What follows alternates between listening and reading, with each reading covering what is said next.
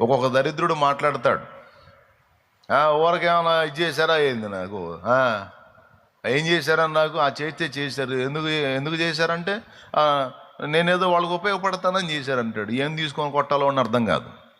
దేవునికి స్తోత్రం కలుగును గాక. పిచ్చి మాటలు వాగుతూ ఉంటాడు ఒక్కొక్కడు.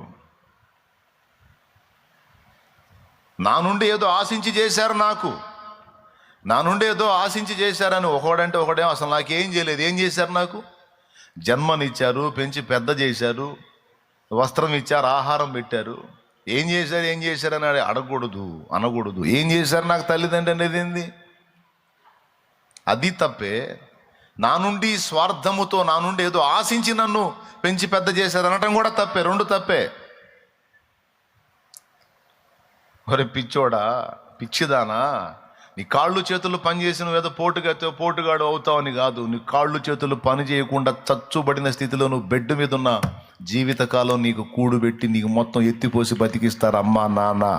ఎందును బట్టి అంటే నువ్వేదో ఉపయోగపడతావని కాదు, వారి ప్రేమ, కన్న ప్రేమ, అదే ప్రేమతో దిగొచ్చాడండి ఆయన.